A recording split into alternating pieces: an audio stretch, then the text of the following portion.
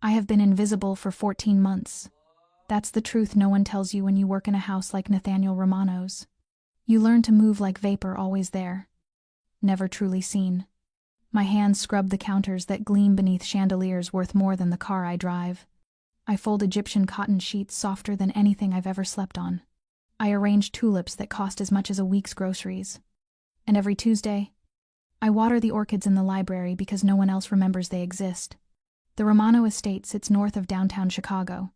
Gated, guarded, silent, built of limestone, mahogany, and glass, a fortress dressed like a museum. Every corner breathes the scent of old money and older secrets. Nathaniel Romano, Mr. Life. Romano to us is the kind of man who doesn't need to raise his voice to silence a room. 52 years old. Tailored suits. Salt and pepper hair kept just short enough. Eyes the color of twilight. He doesn't speak to the staff. He speaks around us through assistants, through guards, through silence. And I've become fluent in that silence. Because that's what you learn to do when you're drowning in medical debt from your brother's time at the Veterans Hospital. You stop dreaming. You take the job that pays on time. You nod. You smile. And you disappear. My name is Julia Bennett. I used to be a third-grade teacher. I used to bake muffins every Sunday and believe that good people eventually got what they deserved. But life knocked that belief clean out of me somewhere between the foreclosure notice and the 8th rejection letter from the school board. Now I clean houses for a man who owns more properties than the city of Chicago itself. I clock in. I work. I keep my head down. Until last Thursday night, when I walked home alone, 3 blocks from the Romano estate to the Blue Line station. I'd walked that stretch 100 times. The same cracks in the sidewalk. The same flickering streetlight outside the pharmacy. The same corner diner that always smells of fried onions after dark. But this time, someone was waiting in the shadows. 2 men. Not by accident. Not by coincidence. They saw the emblem on my uniform and asked me a question they shouldn't have known to ask. You work for Nate Romano, don't you? And that was when everything changed. I used to think the Romano estate existed outside of reality. A sealed-off world built for people too powerful, too distant to ever be touched by ordinary life. But the longer I worked there, the more I realized it was less a home and more a grand stage where everyone played a part, including me. The 3-story limestone mansion, draped in ivy, sat tucked within an affluent neighborhood north of Chicago, surrounded by high iron gates and rows of trees trimmed to perfection. Inside, everything radiated precision, thick wool carpets covering endless hallways, crystal chandeliers cascading from high ceilings, and aged oil paintings lining the walls like silent witnesses to the quiet authority that pulsed through the house. The staff inside Romano's home lived by their own rhythm. Silence was the unspoken law. Everything ran as smoothly as a well-oiled machine. No one talked much. No one asked questions. Footsteps were soft, to voice low, eyes downcast whenever the master of the house passed by. In that world, I was the woman who scrubbed the floors at dawn, folded bed linens at noon, and refreshed the dining room flowers each evening. I knew Mr. Romano's habits by heart, from the way he kept his wine glass on the right side of his hand to how he preferred the library door left slightly open when he returned home at 8. But he knew nothing about me, at least not before that night. After every shift, I went back to the small 3rd-floor apartment I rented in an old building near the Ashland station. 2 bedrooms, peeling paint on the walls, tap water that sometimes smelled of rust, but it was home for me and my younger brother. Charlie had once been a Marine, once walked through Afghanistan and returned carrying scars no one could see, post-traumatic stress disorder. He used to be the strongest person I knew, but the nightmares hollowed him out, leaving behind a quiet, watchful man who slept with a flashlight by his bed. He couldn't hold a full-time job anymore. Yet he didn't qualify for long-term veteran care either. Most of the medical bills and therapy sessions fell on me. $43,000 in medical debt doesn't arrive all at once. It grows year after year. 1 prescription, 1 counseling session, 1 night when you have to choose between paying the electric bill or buying another bottle of milk. I once thought teaching would be enough to keep us afloat. But after I lost my job during budget cuts, choices became scarce. The position at the Romano house came through an old acquaintance who worked in luxury cleaning services. At first, I told myself it was temporary, a few months. Just enough to get by before finding my way back to the classroom. But a few months turned into more than a year. Each month, I took every extra shift I could. Weekend hours, even overnight rotations, anything to keep Charlie on his medication and a roof over our heads. He never knew the full story. He still believed I worked for a property management company out in the suburbs. I couldn't bring myself to tell him that I scrubbed the sinks of a man who could have paid for an entire hospital wing if he'd wanted to. There was still some sliver of pride left in me. Fragile but real. The days inside Romano's mansion moved with a rhythm so steady it was almost frightening. I started at 6 a.m., brewing coffee for the office staff on the first floor, checking the guest rooms, cleaning the library, replacing the towels upstairs, and setting the lunch table no one ever seemed to use. We served without ever witnessing. Some days I never saw Mr. Romano at all, just the sound of a car door closing, or the measured echo of his footsteps down the hall. But I always knew he was there. The air itself seemed to shift around his presence. Before the night of the attack, I believed I could keep living like that a little longer, working quietly, living quietly, paying off each dollar of debt, and keeping Charlie safe. I didn't need anyone to know who I was. I just wanted to be left alone.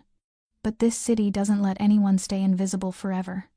And sometimes, a single question seemingly harmless can pull you out of the shadows and place you right in the heart of the storm. That night, the rain began to fall just as I stepped through the back gate of the Romano estate. Autumn rain in Chicago isn't sudden like summer storms, it seeps in quietly. Colder, needling through thin fabric, settling on skin like a whispered reminder that winter is near. I pulled my light coat tighter around me and walked faster down the slick sidewalk, my shoes splashing through small puddles that had gathered in the cracks of the pavement. The walk wasn't long, just 3 short blocks from the estate's gate to the Blue Line station. A path I knew by heart, one I had taken hundreds of times without thinking. Shops were already closed, their windows dark, neon lights flickered in the distance. The pharmacy's bulb outside the door buzzed weakly as if it might burn out any second. I passed the bakery that by day smelled of warm crusts and sugar, now carrying only a faint trace of burnt onions in the cold wind. I was thinking about stopping by the convenience store at the corner to buy a carton of milk for Charlie when something felt wrong. The unease didn't come from a sound or a shadow, it came from instinct. The air felt heavier, quieter than it should have been. I glanced behind me. No one. But my steps slowed. The streetlight ahead flickered again, then went out, leaving a stretch of darkness along the narrow street. I wrapped my arms around my bag, gripping the strap tightly, my eyes fixed straight ahead. When I passed the old brick wall at the corner, 2 figures stepped out from the shadows. They didn't shout, didn't brandish weapons, just 2 men standing there, blocking the way, calm in a way that made the air colder. One was tall, wearing a worn baseball cap, the other shorter, his eyes narrowing beneath the weak glow of a distant light. I tried to sidestep, but the tall one moved too, cutting me off. I opened my mouth to speak, but he raised a hand, pressing a finger to his lips, a signal for silence. Then the shorter one spoke, his voice low, steady, and unmistakably clear. "You work for DeLuca, don't you?" My breath caught. That name wasn't my employer's, not officially, but it was one of the aliases whispered in certain circles, the name people used when they talked about Nathaniel Romano without daring to say it aloud. I had never heard anyone outside the inner staff or select informants use it. No one should have known that. Certainly not 2 strangers on a Chicago street in the middle of the night. Before I could react, the tall man yanked my bag hard, dragging me backward against the brick wall. I fought back, my hands clawing, my feet slipping in the rain, but my voice barely carried beyond the echo of distant traffic. A punch landed square in my stomach, folding me in half, sending me crashing to the wet curb. I tried crawling away, gasping for air, but the shorter man kicked me hard in the ribs, rolling me onto my back, the cold concrete biting into my spine. Everything blurred: rain, tears, and city lights melting together. They didn't take anything but the bag. They didn't check my wallet, didn't ask for my phone. They didn't need to. Because what they came for wasn't money, it was a message. The tall man leaned down, close enough that I could feel his breath through the rain. "Send our regards to your boss," he murmured. Then they walked away as calmly as they had appeared, not hurried. Not afraid, just men finishing a task. I lay there on the freezing pavement, gasping, every muscle aching, my body trembling from more than cold. Rain lashed my face, my clothes clung heavy against my skin, my hair tangled and soaked. I don't know how long I stayed there, minutes, maybe longer. No one stopped. No one asked if I was okay. This city isn't famous for kindness after dark. I dragged myself toward the nearest lamppost, gripping it to stand upright. Every step home was agony. Once, I thought I might collapse right there on the street. But the thought of Charlie waiting for dinner pulled me forward. When I finally reached the apartment, my keys slipped twice before I managed to open the door. I heard the television from the living room, Charlie laughing softly at some old comedy rerun. I didn't let him see me. I slipped into the bathroom, locked the door, and stared into the mirror. A stranger looked back, a woman with a darkening bruise spreading across her left cheek. Swan lip, eyes wide with terror. I couldn't tell if I was shaking from the cold, from fear, or from anger. But one thing was clearer than anything else. This wasn't a robbery. It was a warning. And the most terrifying part was knowing that whoever sent it knew exactly who I was, where I worked, and who I belonged to. I woke the next morning to a body that felt like it had been taken apart and put back together, wrong, every joint protesting the simple act of movement. My left eye was swollen shut, my lip split, and the right side of my ribs burned as if someone had been striking me with a stone all night. Pale light filtered through the thin curtain, forcing me to squint. I had fallen asleep on the bathroom floor, head resting against the sink. A soaked towel draped over my shoulders. A draft slipped through the cracked window, sharp and cold. My phone screen blinked 6:12 a.m. I had less than 45 minutes to be out the door if I didn't want to be late. I pushed myself upright, washed my face with cold water, and opened the medicine cabinet in search of a painkiller. Nothing left. Charlie must have taken the last one during his panic episode the night before. I swallowed hard and told myself it was fine. Pain was easier to bear than questions. I dressed in silence, choosing a high-collared blouse and a long black scarf to hide the bruises spreading across my neck and cheek. I tied my hair up, neat and tight, so it wouldn't stick to the cut on my lip. When I stepped out of the bathroom, I heard the soft clatter of a pot from the kitchen. Charlie stood at the stove with his back to me, boiling water, a faded sweater draped loosely over his shoulders. He turned, smiled faintly. "Did you sleep okay?" I nodded, avoiding his eyes. "Yeah, fine." He studied me for a moment, his brow creasing. "Your eyes swollen." "Allergies." I bent to tie my shoes. "Maybe. The orchids in the library. They've been bringing in the expensive kind lately. All pollen." He didn't press. Charlie had never been the kind of person to pry into the things I didn't want to share. We had an unspoken agreement since the day he came back from the war, keep distance from each other's private wounds. As long as we could still sit at the same table and talk in ordinary voices. I grabbed my bag, told him I might be late, special cleaning duty, maybe an extra shift. He reminded me to bring an umbrella. I gave a small smile and left. The sky hung gray and heavy. The rain had stopped, but the sidewalk still shimmered with water. I caught the 7:15 train, sitting quietly in a corner, avoiding eye contact, clutching my bag like it was the only shield I had left. Every jolt of the carriage sent a spike of pain through my ribs, but I didn't flinch. I wouldn't give pain that power. When I arrived at the estate, the familiar iron gates loomed ahead, the guard nodding without really looking. I went straight through the staff entrance, down the long corridor to the kitchen. The morning smelled of coffee and lemon polish. Somewhere a vacuum hummed. I could hear Mrs.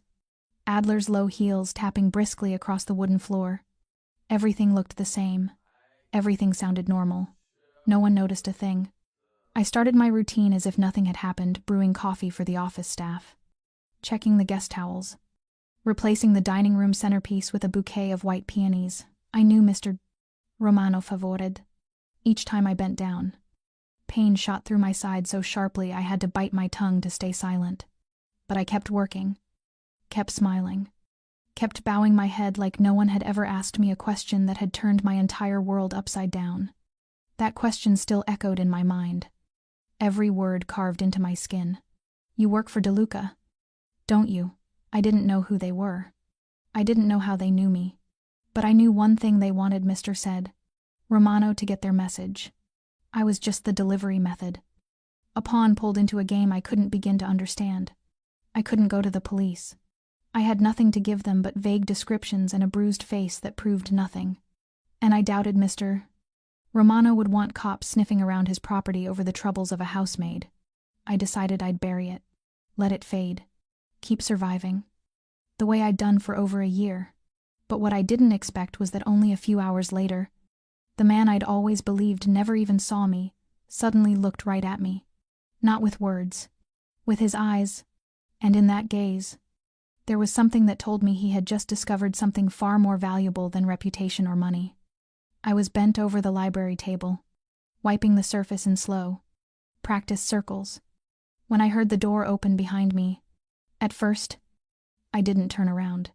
Doors in this house were always opening and closing quietly on hydraulic hinges, and the people who passed through were usually assistants or office staff people who never noticed me, and whom I never needed to notice.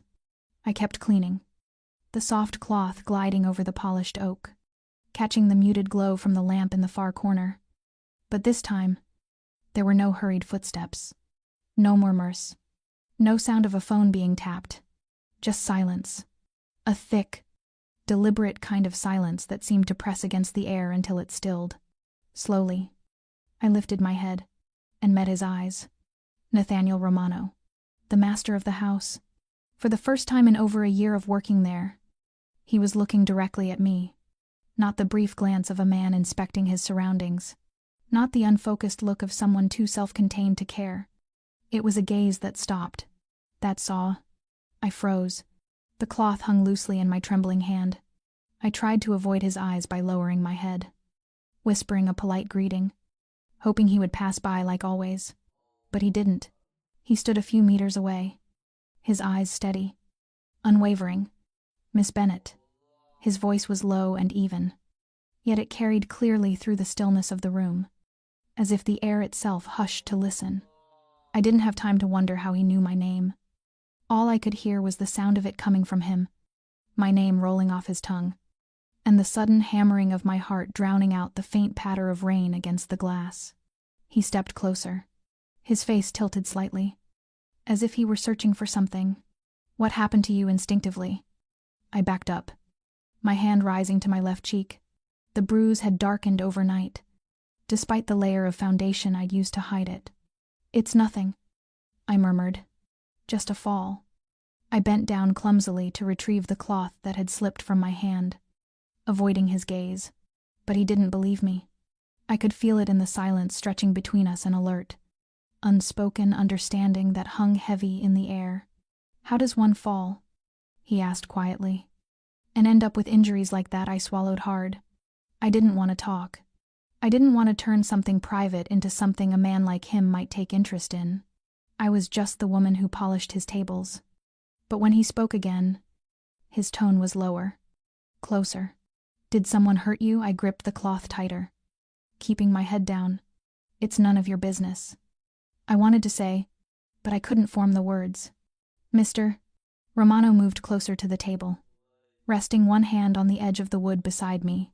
I caught a faint trace of his cologne, sandalwood, and mint, clean and restrained, like the man himself. He didn't touch me, didn't demand an answer. Yet his presence made it impossible to keep hiding. I lifted my eyes and met his for the first time. My lip was swollen, my voice rough and small. Last night, I was attacked on my way home. They knew where I worked. They mentioned you. His eyes narrowed slightly. For a brief second, something flickered there, not fear, not surprise, but a deadly kind of stillness, as if he'd heard this before. And every time it came, it left consequences. What did they say? His voice was steady, cold, stripped of any pretense of concern. Not much, I said quietly. One of them asked if I worked for DeLuca. The moment the name left my mouth, the room seemed to drop a degree colder. Mr. Romano's face didn't change, but his eyes did. Sharper now. More dangerous. "Thank you for being honest," he said finally, then turned and walked out of the library. No instructions. No questions. Just silence in his wake. But I knew then, whatever this was, it was no longer mine alone. And for the first time in 14 months, I was no longer invisible in that house. I had been seen, and that would change everything. I thought that after our unexpected encounter in the library, it would all end there. Mr. Romano would forget, or at least dismiss it, the way wealthy people often do with things that don't concern them. But I was wrong. That afternoon, as I was cleaning the second-floor hallway, Mrs. Adler approached me, her expression unreadable. "The master wants to see you. Right now. In his office." My heart began to race as I made my way down the corridor toward the room I had never dared to approach. The mahogany door stood closed, framed by oil paintings in gilded frames, the polished floor reflecting the soft light from the ceiling fixtures. I knocked gently. "Come in." His voice was calm, deep, and steady, stripped of emotion. I opened the door, straightened my back, and folded my hands neatly in front of me. "Mr.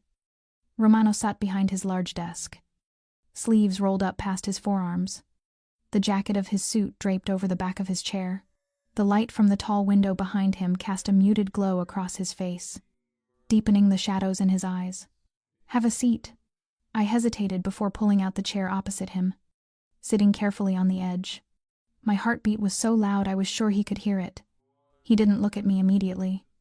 Instead, he studied a piece of paper in his hand for a moment, then set it down, fingers lacing together. "They didn't take your wallet, or your phone."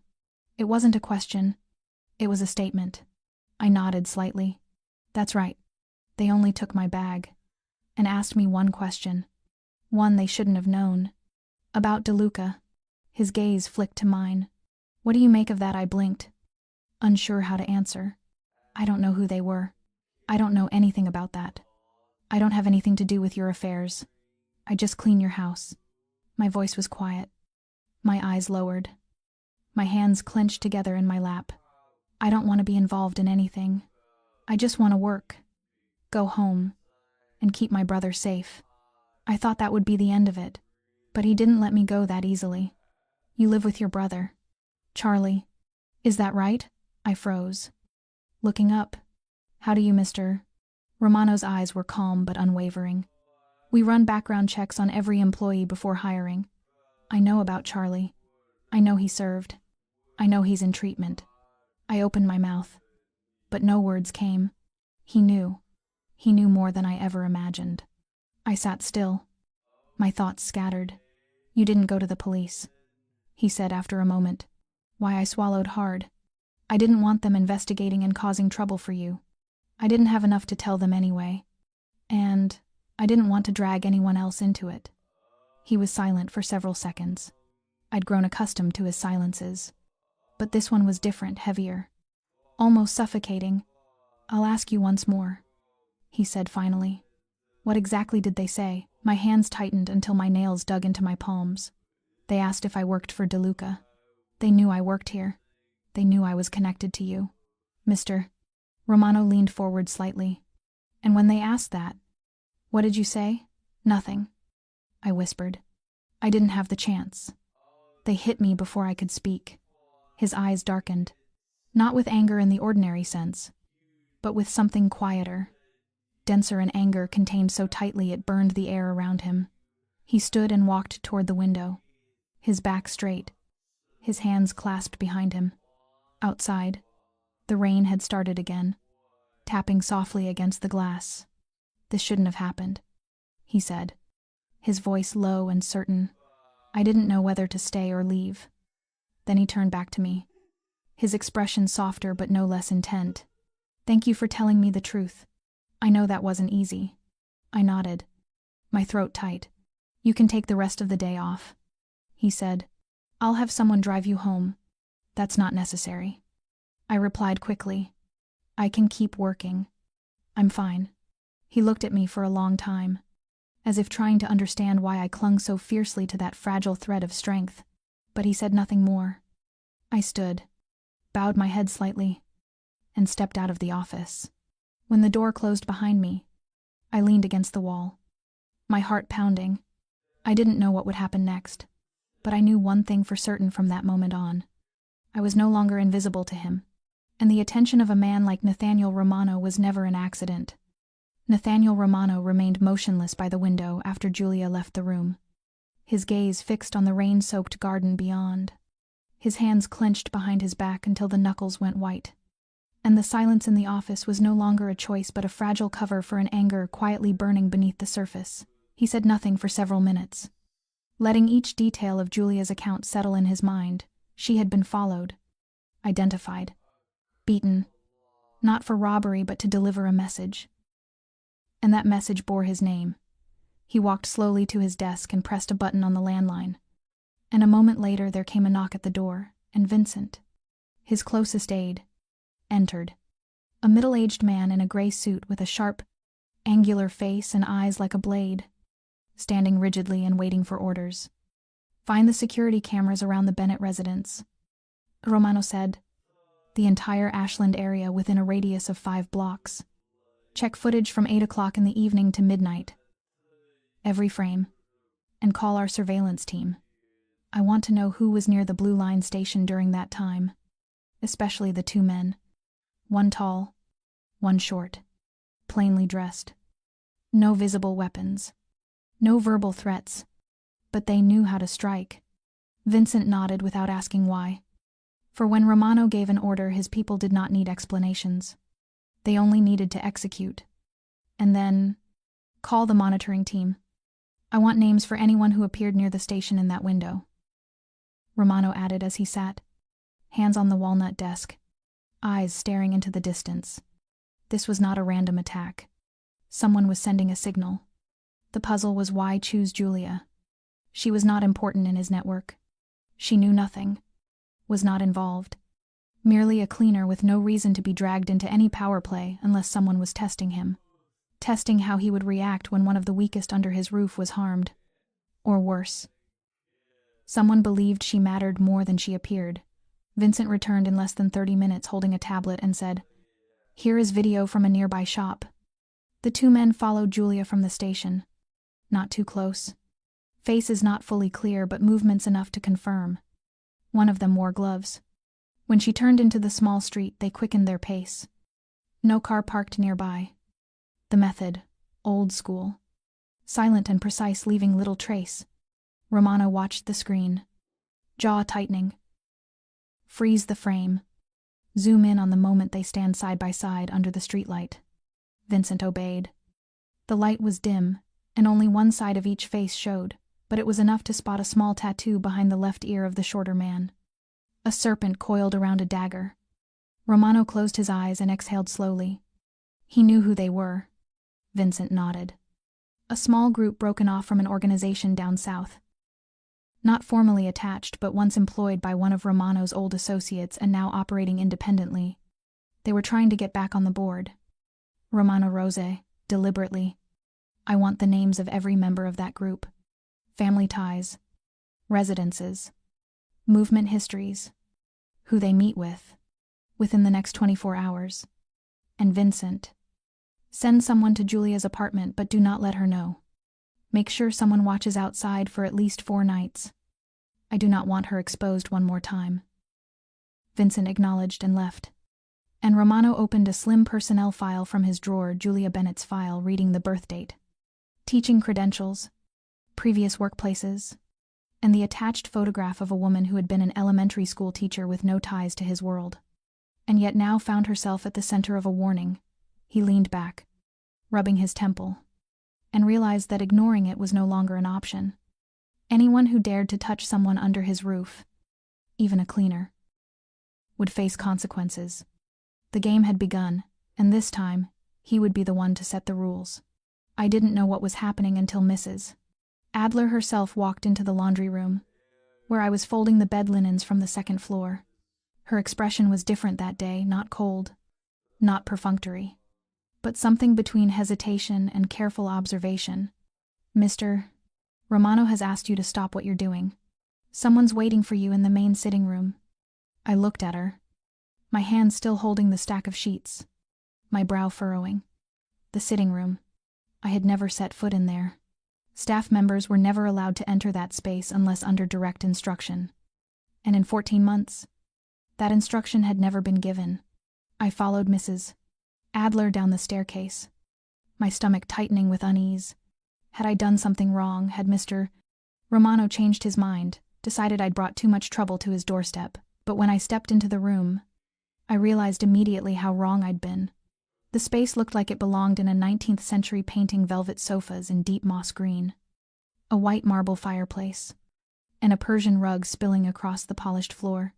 On the mahogany coffee table sat a silver tea tray. Beside it, a woman in a white medical blouse was arranging instruments inside a small case. She looked up and smiled kindly. "Miss Bennett, I'm Dr. Keene. Mr. Romano asked me to give you a quick checkup.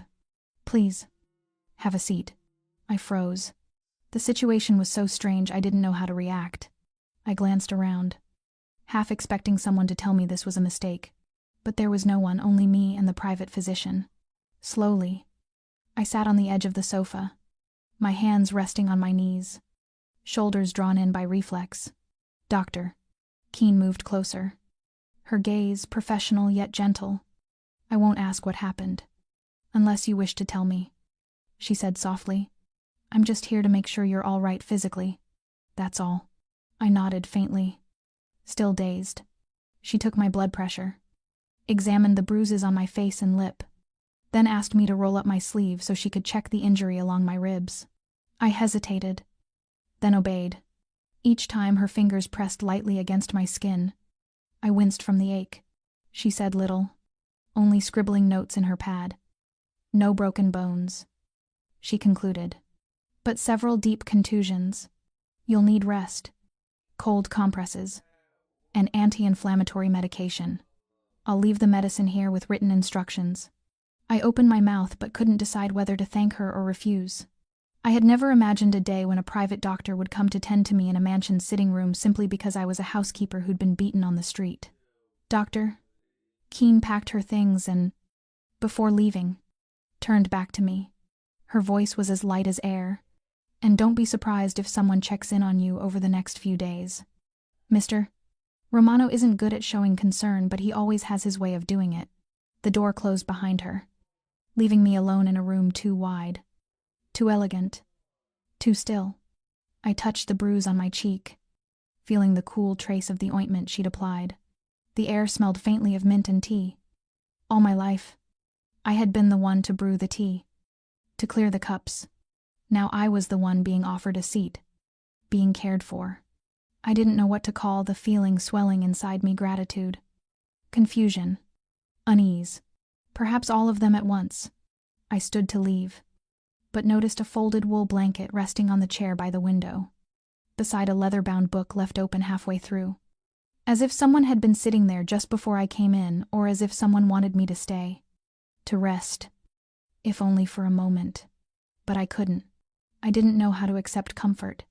I stepped out of the room and back into the long, familiar corridor, passing the staircase to the 3rd floor. I heard footsteps above but didn't look up. My thoughts were already elsewhere, on Charlie, who still didn't know what had happened, and on how I could possibly tell him. Yet beneath all that uncertainty, one thing was unmistakably clear. Even if no one said it aloud, from the moment Mr. Romano spoke my name, something around me had begun to shift, and for the first time in a very long while, I didn't feel completely alone.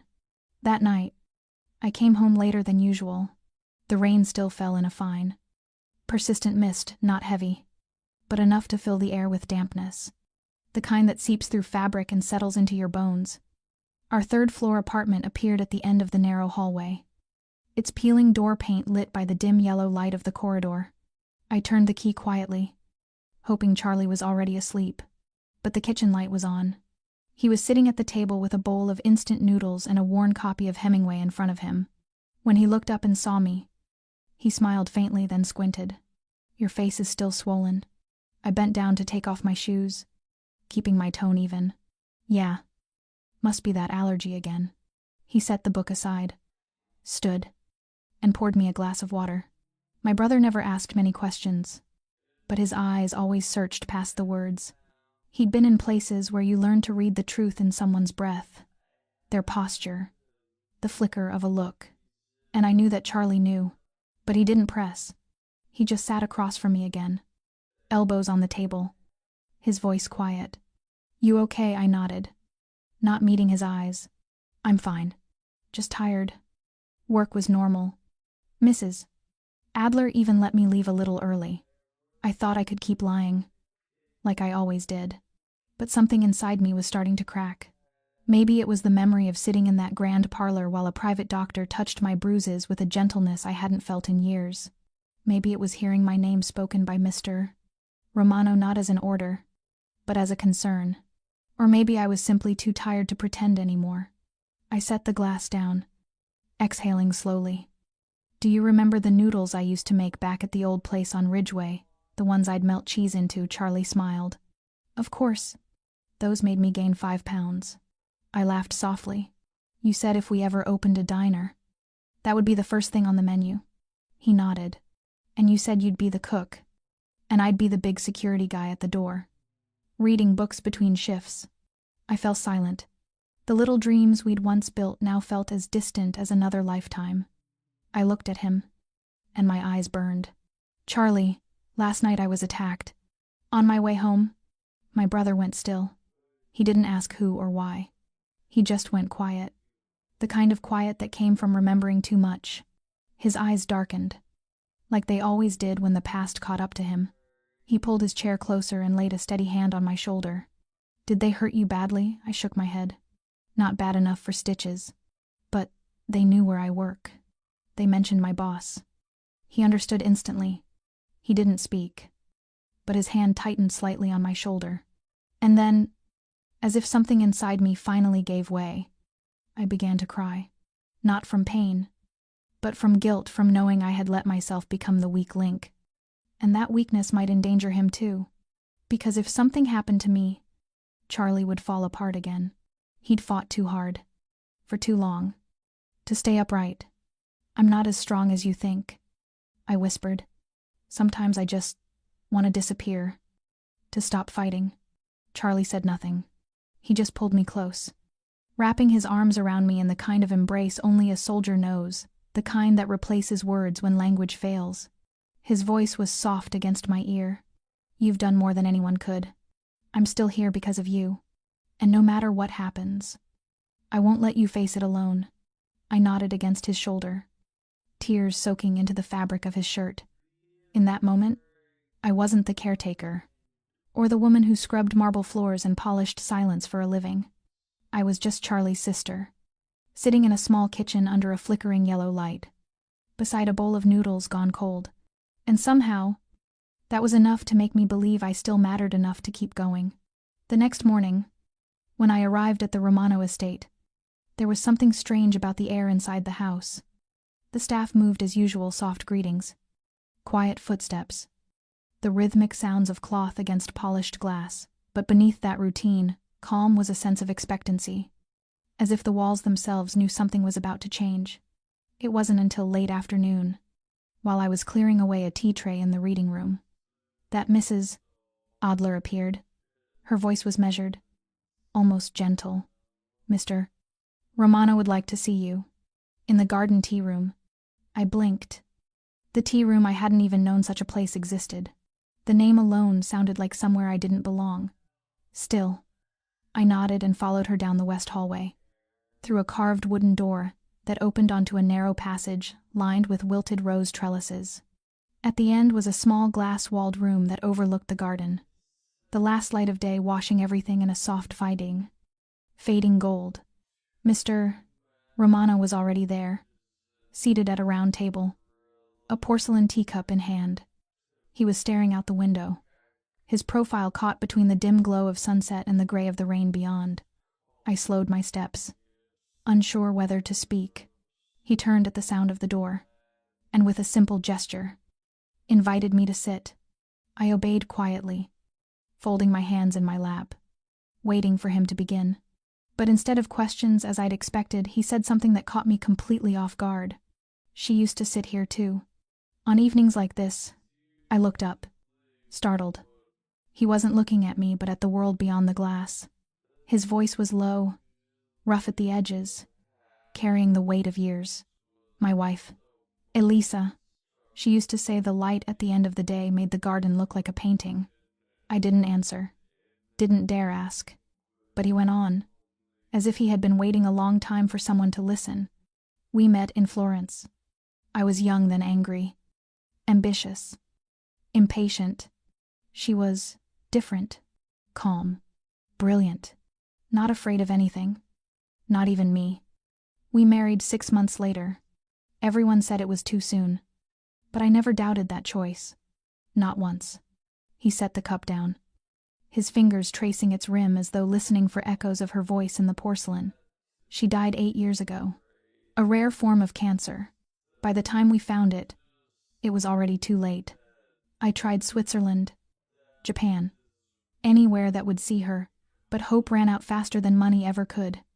On her last day, she asked me to open the windows, to let the afternoon light in.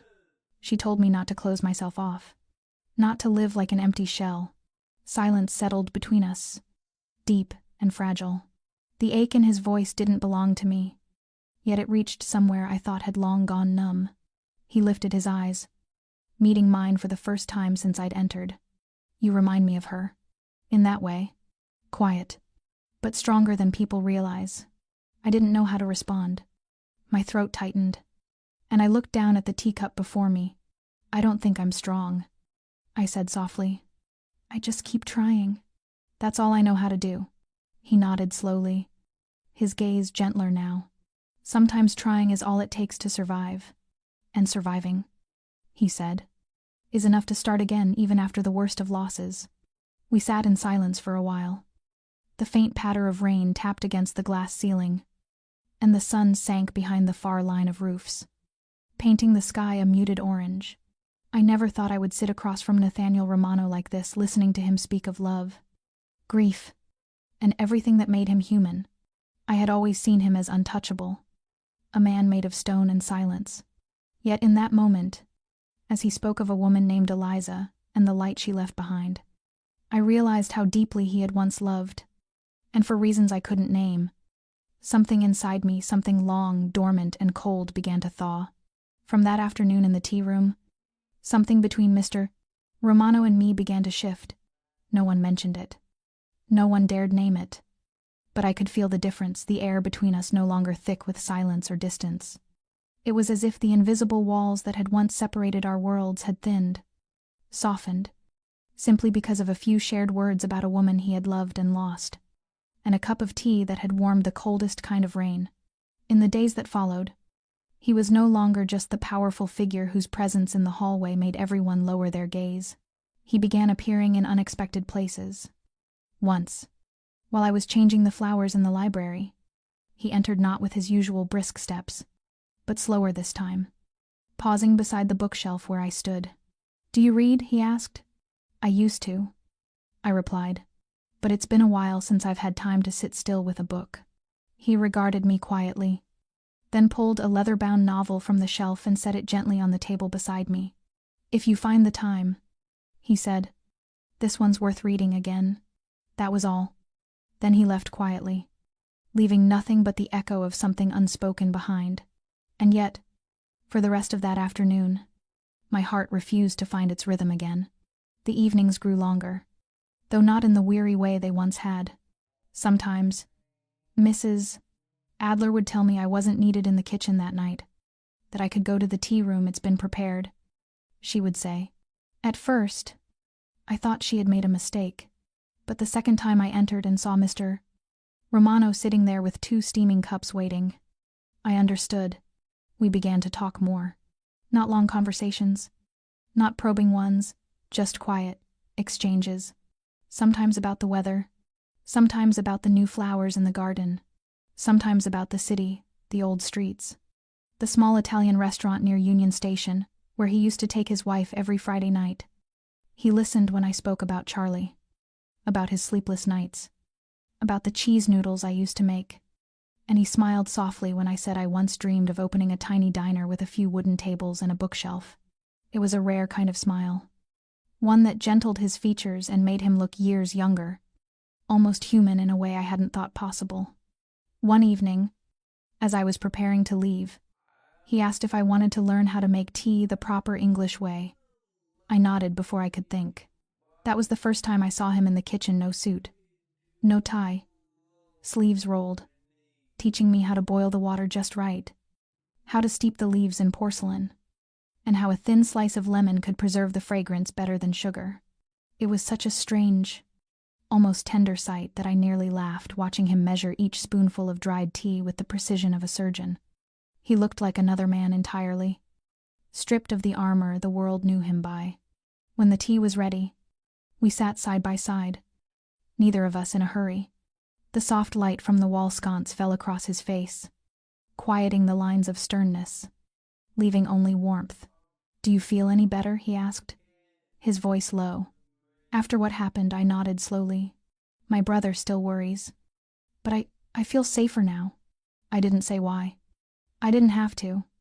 Somewhere in the way he looked at me, I'd found what I hadn't had in a long time, a steady presence that wouldn't walk away. A man who didn't turn his back. I don't know if it could be called the beginning of something like love, but I knew that every time he entered a room, every time his voice asked if I wanted more tea, something inside me stirred a small, trembling warmth I hadn't allowed myself to feel in years. And for the first time in so long, I didn't want to hide from it. I had never imagined I would witness, with my own eyes, the shadowed face of the world I passed through quietly each day. The silent corridors, the black cars idling by the curb, the clipped phone calls made in the dark were all things I had seen, but never let myself consider more deeply until that night when everything began with Mrs. Adler unexpectedly stepping into the small staff lounge where I was arranging freshly laundered table linens. Her voice not raised yet firm enough to make me pause as she told me that Mr. Romano wanted me to go to the rear basement right now, with no explanation, no outward urgency, although her eyes said otherwise, something in them stirring both curiosity and fear. I followed the west corridor, a place usually reserved for those closest to him, and a steel door opened onto a narrow stairwell, washed in dim yellow light that sank down into the earth. I took each step slowly, my palms cold with sweat, and the basement opened like a sealed meeting room with rough brick walls and a low ceiling, the air faintly scented with old leather and strong liquor. About 5 men stood around a long table in the center, their eyes fixed on the far end where Mr. Samaras. Romano sat with his back straight and his hands set upon the wood, as if he were conducting a business meeting rather than a private reckoning. I was about to turn back when a voice stopped me. "She's here. Vincent." I looked to Mr. Dahl. Romano, who met my gaze without surprise or pretense, and motioned for me to come in. I stepped closer, uncertain of what I was walking into, until I saw the man kneeling on the floor with his hands tied behind his back, his face so battered I almost did not recognize him. And then the light struck the left side of his cheek, where a tattoo of a serpent coiled around a dagger lay. And I knew exactly who he was. One of the two who had attacked me that night. Panic came first, hard and fast, my heart pounding, breath buckling as the memory of a fist to my ribs, and the taste of blood and the scrape of a mocking laugh cut across me. The second feeling was colder, a chill along my spine as I watched Mr. Romano stand and move toward him without a word. He never needed to raise his voice. His presence alone was enough to make the crowded room feel smaller and the air tighter. Mr. Romano asked one question. "Who sent you?" The man gave a crooked smile, blood seeping from the corner of his mouth. "No one. I just—" A sharp crack cut the air. Vincent had struck him. A single clean punch that knocked him back and filled his mouth with blood. But Mr. Romano did not flinch. He leaned in, his voice so low it was almost a murmur. "You laid hands on someone who belongs to me. I will ask again. Who?" The man stammered. Fear taking hold now, he spoke a name. "A small crew from the south side. A name I did not recognize. But something in Mr. Romano's face changed. Colder. Darker. He turned to Vincent. Clean this up. I do not want to see him within 50 miles of this city again. If he sets foot in Chicago, I want to know exactly how he got here. Vincent nodded and 2 of the men dragged him out. I stood where I was. Fists clenched. Chest heaving. Mr. Romano looked at me without even a flicker of embarrassment or surprise. Only the quiet acknowledgement that he had known I would see this. I did not know what I expected. A justification, perhaps. Or an apology. But instead he said softly, I protect what is mine, Julia, and no one touches you without paying for it. I did not answer. I only stood there with my heart tightening. Not from fear, but because for the first time I understood the whole of him. Nathaniel Romano was not only the man who brewed tea gently in the evenings. He was also the man who could order the dealing with of my attacker without blinking. And the most unsettling part was that no part of me felt afraid. I felt protected. Utterly so. I left the basement with hands as cold as stone, and a heartbeat that refused to settle. The corridor behind the mansion was so silent that the echo of my heels striking the marble seemed almost unbearable. No one walked beside me. No one offered comfort. No words were spoken. And perhaps I didn't need them. I only needed silence long enough to understand what I had just witnessed. I had seen a private trial. A verdict delivered without a courtroom. No police. No lawyers. Only the absolute authority of a man the city itself feared. Mr. Romano had not shouted, nor threatened, nor lifted a hand. He had simply asked, then commanded, and what unsettled me most was not the coldness of it all, but the strange calm that seeped into me with every word he spoke. I had never had anyone stand for me that way, not a father, not a mother, not the man I once loved. When I was beaten, I wiped the blood alone. When I was terrified, I pretended everything was fine. But this time, someone had looked straight into that fear and decided it was unacceptable. Mr. Romano hadn't just acted, he had done something I had never dared to dream of. He made someone pay for hurting me. And that truth stole my breath. Part of me wanted to scream. To run from that world built on quiet violence. A world where life and death could hinge on a single nod. I didn't belong there. I was a teacher once. Someone who showed children how to write their names. Shared lunches. Dreamed of books and a sunlit home. Yet I was also the woman who had begged for a cleaning job just to keep her brother alive through another month of treatment. The one who had walked home through cold rain with blood down her collar. Too afraid to cry out loud. So, when Mr. Romano said I was his, I did not protest. I did not deny it. Because somewhere deep inside, something in me accepted that it was true. I belonged there not because I was like them, but because I needed someone who would let me stop fighting alone. Yet that comfort carried its own shadow. If he could do such things for me, he could do them to anyone. And if one day I disappointed him, would I still be someone to protect? Or a problem to remove? I didn't know. That not knowing kept me awake the entire night. I lay on the narrow bed by the window, listening to the wind slip through the frame, the dim streetlight casting its faint glow across the ceiling. Charlie slept soundly in the next room, his breathing steady, the only rhythm that kept me tethered to the present. I held my pillow close, clutching the only softness that could still hold me back. I wanted to believe Mr. Romano would never hurt me. I wanted to believe that behind his silence was real compassion. But I also knew men like him were never simple to read, and his world was not mine. Yet in that uncertainty, I found a peace I had never known. I no longer startled at footsteps in the hallway. I no longer checked the locks 3 times before bed. I no longer thought about moving just to escape an unseen threat. For the first time, I felt protected. For the first time in my life, I wasn't the only one keeping myself and the person I loved safe. Someone else was doing it with me. And though I was frightened, though I still doubted, I could not deny the truth of it. Nathaniel Romano was both things at once, the man who made me tremble and the man who made me feel safe.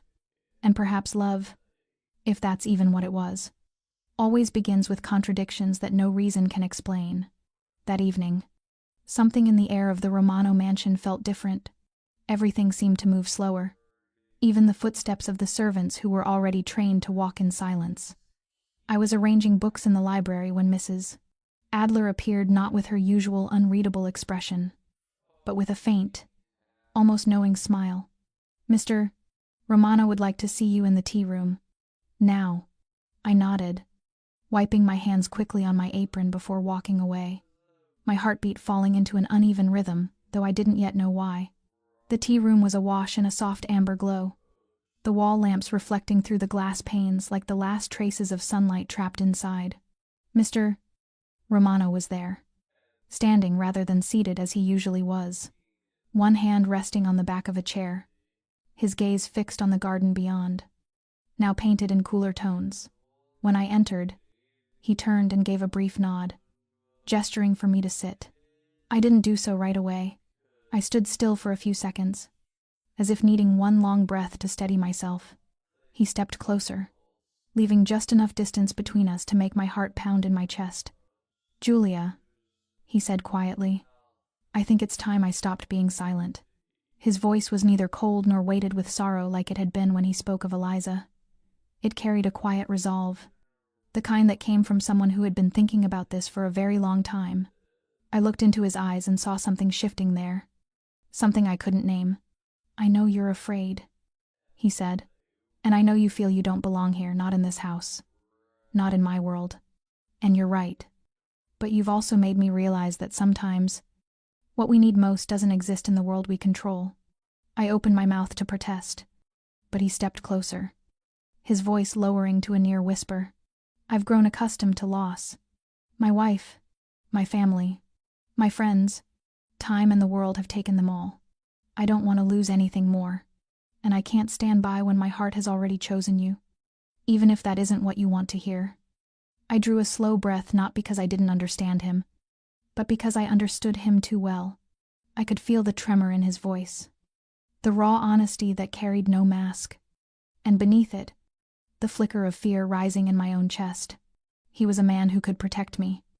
Yes, but he was also a man who could destroy me.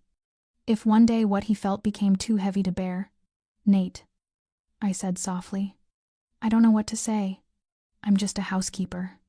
I used to be a teacher. I believed in fairness and kindness. Now I live by silence and survival. I'm not like Eliza. I could never replace her." "Mr." Romano shook his head, a subtle but decisive motion. "I don't need you to replace anyone. I just need you to be yourself. You're the only person who's made me remember the scent of tea each night. The only one whose stories I don't want to end. You've made this house come alive again. You've made me come alive again." The words fell into the stillness like drops of water rippling across a quiet pond. I felt the walls inside me begin to crack, layer by layer, not because they were weak, but because they were too tired to hold any longer. He lifted his hand and touched my cheek, the same place where the bruise had long since faded. For the first time, I didn't flinch. "You can refuse me," he said. "You have every right, but if you feel this too, even the smallest part of it, I want to know. I want to hear the truth from your eyes." In that moment, I stopped thinking about fear, about Charlie, about the past, or what the future might bring. All I knew was him, standing before me, real and unbearably gentle, and my heart no longer had the strength to resist. I gave a small nod, and he leaned down. The first kiss was neither hurried nor possessive. It was a quiet promise between two souls too familiar with loneliness. It wasn't driven by passion, but by the stillness of two people who had forgotten how to believe in something beautiful. Yet when he pulled back, my heart still tightened in my chest. I hesitated, not because I didn't want him, but because I didn't yet know how to believe in this. I placed a hand over my chest, right where my heart was pounding so hard it almost hurt, and whispered, "I don't know where this will lead, and I'm scared." He didn't question me. He simply placed his hand over mine, his grip gentle but steady. "Then we can be afraid together." And I thought, for the first time in my life, maybe that was enough to begin. After that night, an invisible thread stretched between Mr. Romano and me, something that could not be severed, yet could not be named. We still met in the evenings, still spoke in the tea room, but the silences between our words now carried meanings layered and unspoken. Sometimes it was only a glance. Sometimes the accidental brush of hands while pouring tea. And sometimes long stretches of quiet during which I didn't know whether to stay or to leave. But that fragile peace did not last long. On Monday morning, just as I arrived at the house, Mrs. Adler pulled me aside, her face grave. "Mr. Romano has arranged for you not to take the train anymore. Starting today, a car will pick you up from home." I froze. I didn't remember agreeing to that. Without a word, I went to find him.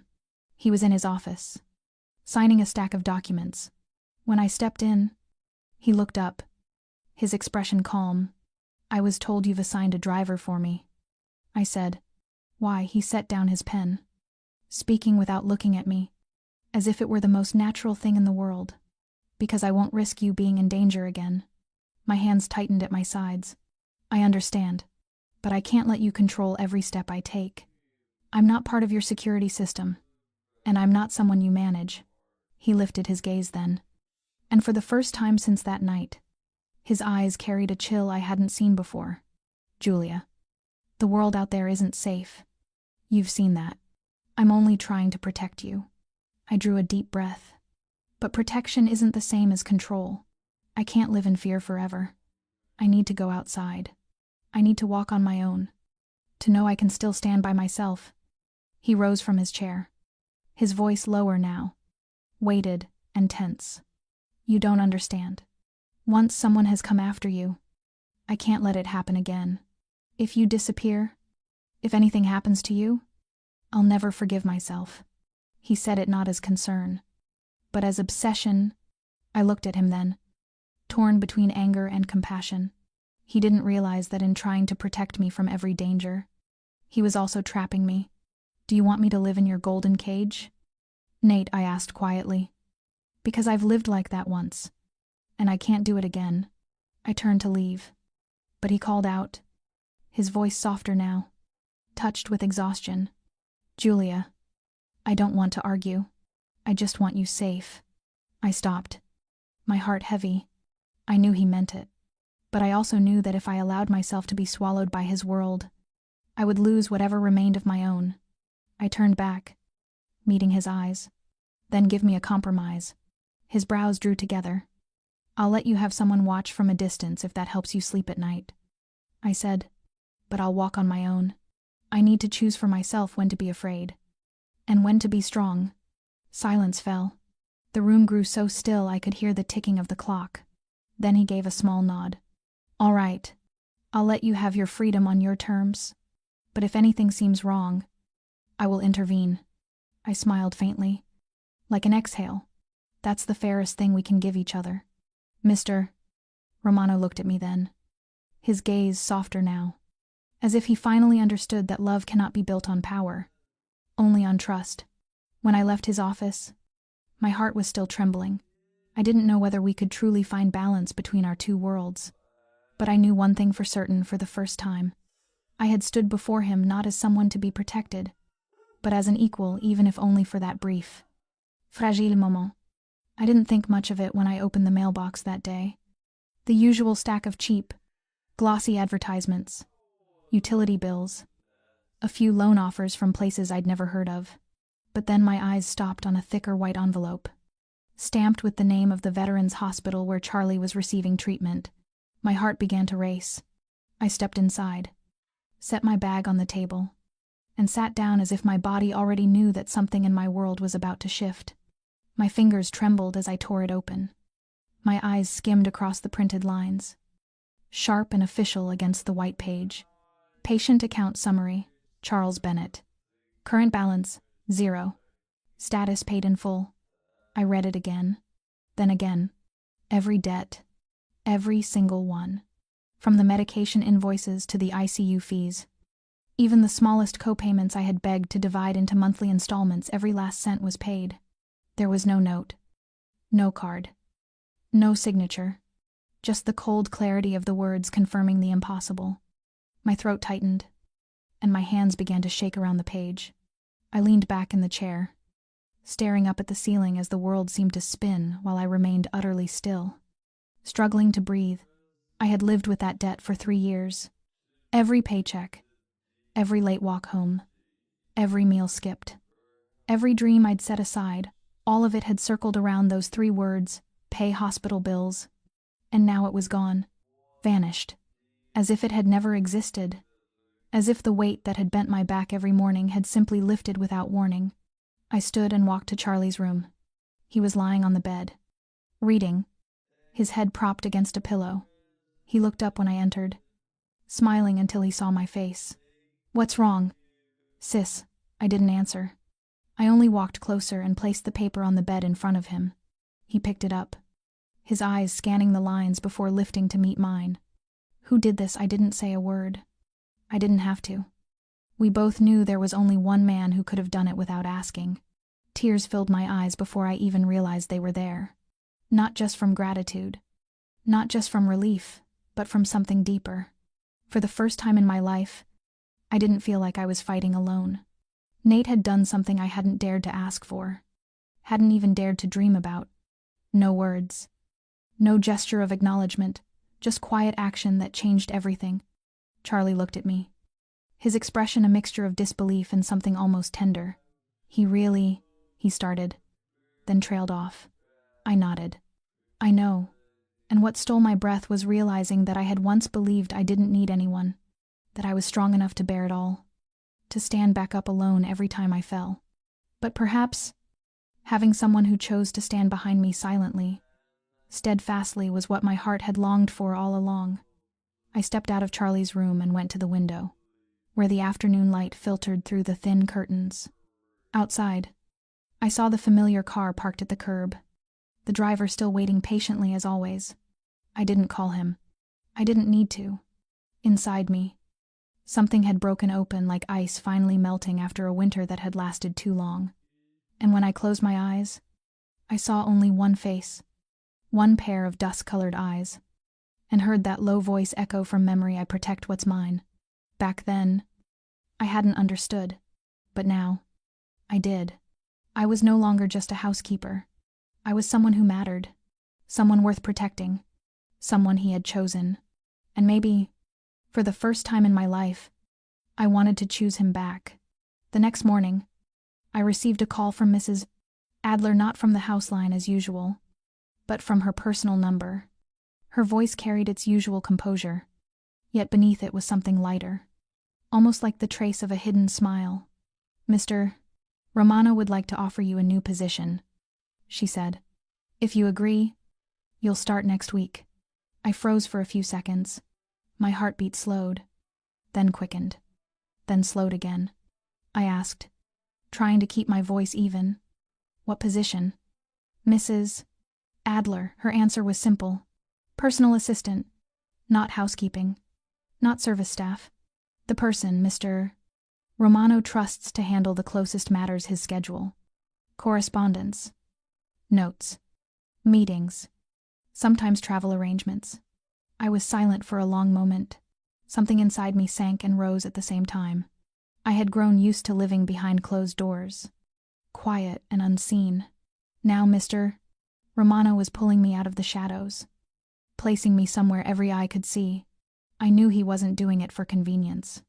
I knew he was closing the distance between us, piece by piece, through trust. And that frightened me, but it moved me too. "I accept," I said, my voice soft but steady. Mrs.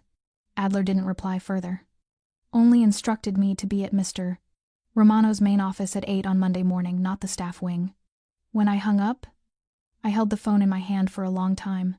The following week, I no longer cleaned rooms, changed tablecloths, or lowered my gaze when Mr. Romano walked past. Instead, I stepped into the glass-walled office on the 3rd floor each morning, carrying my notebook and the blue pen I'd always loved. At first, I simply jotted down his daily tasks, a habit left over from my days as a schoolteacher. But soon, he began assigning me more, reviewing correspondence, organizing appointments, even reading through financial reports and summarizing them when time was short. Each time I finished, he would nod, sometimes with a faint smile, sometimes without looking up, but I knew he was listening. Then he started asking my opinion on small matters. Julia. Do you think it's better to host the guests here or at the downtown office, Julia? Do you remember the representative from the Boston Investment Fund, Julia? I need an objective view on that contract. At first, I thought I'd misheard. But I hadn't. He was letting me be present, allowing my voice to exist in a world where I'd once been invisible.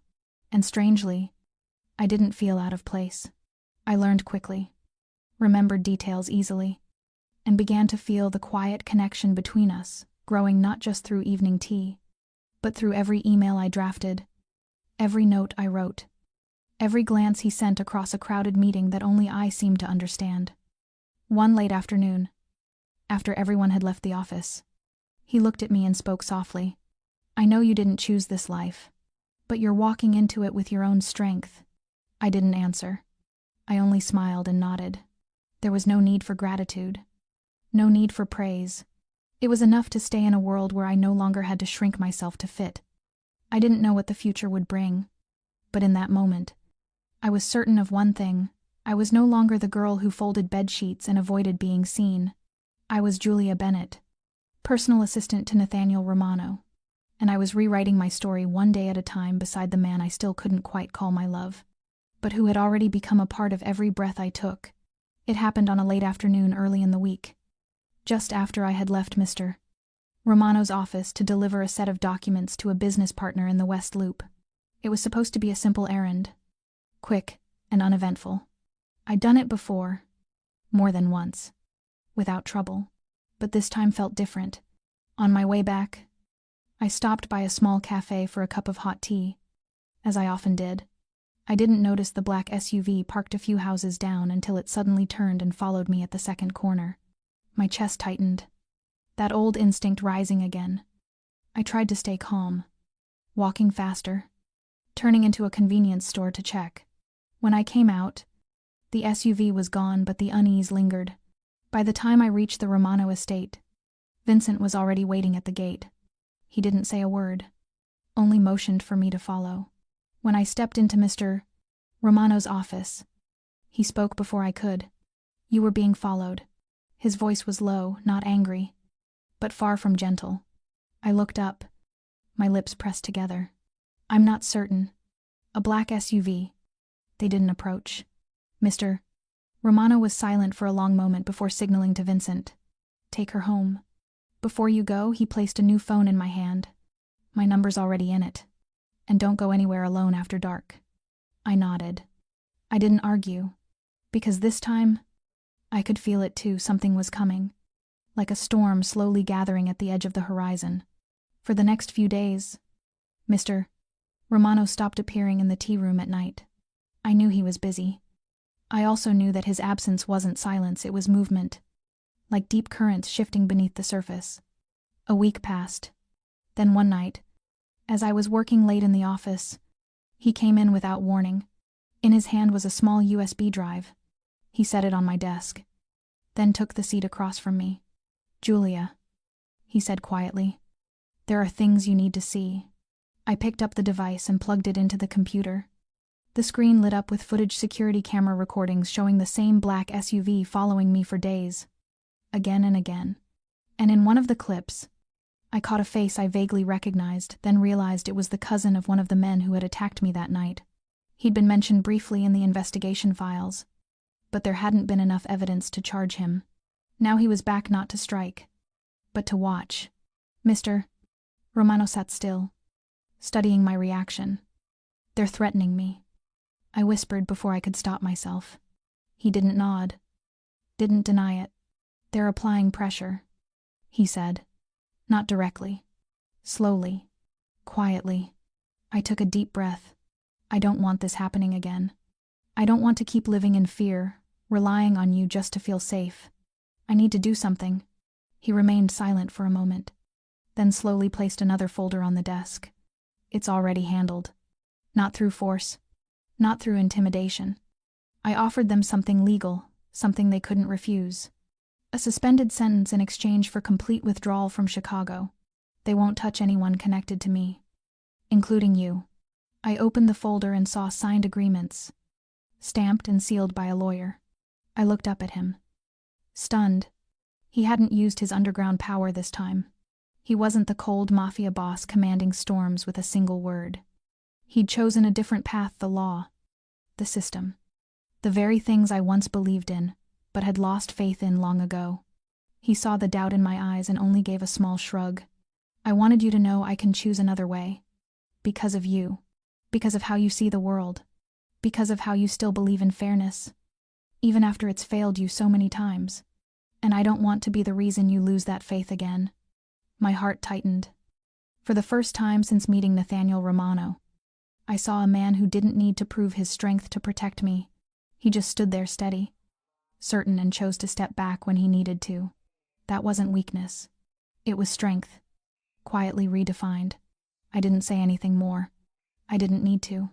Because in that moment, though danger still lingered somewhere beyond the walls, I wasn't afraid anymore. I knew there was someone who would always choose to protect me without taking away who I was. And sometimes, that kind of strength is far greater than any punch or any gun hidden in the dark. That night, the air was still, and a light veil of mist hung over Chicago like a silk scarf draped across the city's shoulders. I was finishing the last of the paperwork in the office when Mrs. Adler appeared at the door. She didn't carry her usual notebook this time, only spoke softly, in a tone I had never quite heard from her before. "Mr. Romano is waiting for you on the upstairs terrace." I nodded quietly, asking nothing more. Something inside me stirred a faint, wordless current I couldn't name. The terrace behind the mansion overlooked the carefully trimmed garden, where tall pines stood motionless, like old witnesses who had seen too much. The lights from the distant living room cast a muted glow, just enough to outline Mr. Romano leaning against the railing, his white shirt sleeves rolled up, a glass of untouched whiskey in his hand. When I approached, he turned. His gaze was softer than the light itself. I took a seat on the wooden chair beside him, and for a long moment, neither of us spoke. The silence felt fragile, like something that might break if we breathed too loudly. He handed me a cup of tea, my favorite. The warmth had faded, but the faint scent of mint still lingered. For a while, there was only the night, and the sound of our quiet breaths, two people sitting side by side as though they had done so for years. I looked up at the sky, where a thin crescent moon hung like a sliver of gold suspended between clouds. "I'm still not used to peace like this," I murmured, unsure if I was speaking to him or to myself. Mr. Romano set his glass down on the railing, his eyes never leaving me. "That's why I want to keep it for you," he said softly, "so you can get used to it. So you'll know that peace can belong to you too. It isn't something reserved for others." I turned toward him, and for the first time, let my gaze rest on him, truly rest without fear. He was no longer the employer whose power once intimidated me, nor the man with the haunted past that shadowed every room he entered. He was a man learning how to love differently, quietly, respectfully, patiently. His voice came low, deliberate, every word chosen with care. "I haven't said this to anyone since Eliza died. Not because I didn't want to, but because I was afraid it would become a promise I couldn't keep. But with you, I can't stay silent any longer. I love you, Julia, not because you need me, or because I can do anything for you, but because when you're here, everything feels like it has a reason to go on." I heard his words the way one hears waves meeting the shore after a storm, not loud, not violent, but powerful enough to reshape the sand. My heart slowed, then raced again, caught between calm and something wild and new. I didn't answer right away. I only looked at him, and for the first time, there was no distance left between us. Not because his power had vanished, but because he had chosen to set it down. "I don't know if love like this can survive everything," I finally said. "I used to think love was for people with steady lives. Plans, control. But maybe real love is choosing to trust even when nothing feels certain. And I do trust you." There was no music. No cinematic dialogue. Just two people sitting beneath the night sky, touching each other not with words but with glances, with breath, with a quiet promise that we would keep walking forward whatever lay ahead. On that terrace, in a city that never slept, I reached for his hand for the first time, There was no trembling, no fear, only certainty, as if my hand had finally found the place it had always belonged. I used to think life was a chain of things to be done, bills to pay, responsibilities that couldn't be avoided. I believed living meant forcing myself out of bed each morning, pushing through one day just to survive to the next. But standing here, on the terrace of the Romano estate, a place where I was once an invisible housemaid within cold stone walls, I finally understood something. Living isn't the same as existing. To live is to feel, to be loved, to be seen, to be chosen, and to be free within your own life. I chose to stop merely existing. I chose to live. Even if it means standing beside a man who once frightened me, even if it means walking through a world filled with shadows and danger, I chose to stay not for safety, but because, for the first time, my heart feels alive. No longer hiding, no longer pretending. Life will never stop testing us. There will always be black SUVs in the rearview mirror, unexpected phone calls in the night, and decisions that demand we gamble with our faith. But when you have someone beside you, someone who doesn't try to change who you are, but instead protects the truth of who you are, then, no matter how chaotic the world becomes, you can still find peace within yourself. I am no longer the elementary school teacher I once was, no longer the woman who wept alone in a kitchen over a pile of hospital bills. I am Julia Bennett, the woman who survived pain, who faced her fears, who rose above the boundaries she once built for herself. I am the woman who learned how to love and how to be loved, and I believe each of us can do the same, once we dare to live, not just exist. Thank you for staying with me until the very end of my story. If this journey touched something in your heart, please subscribe and share this video so more people can discover these emotional stories here on Underworld Love Stories. What about you? Did Julia's story remind you of someone in your own life? Have you ever felt invisible, carrying everything alone until you found yourself longing for a quiet, safe embrace? Share your thoughts in the comments below. I truly want to hear what your heart has to say. That's what gives meaning to every story we tell. Don't forget to like, subscribe, and turn on the notification bell so you won't miss the next heartfelt, human, and deeply moving stories to come. May you watching this right now be blessed with good health, calm days, happiness, and peace beside those you love. Goodbye for now, and see you in the next video on Underworld Love Stories.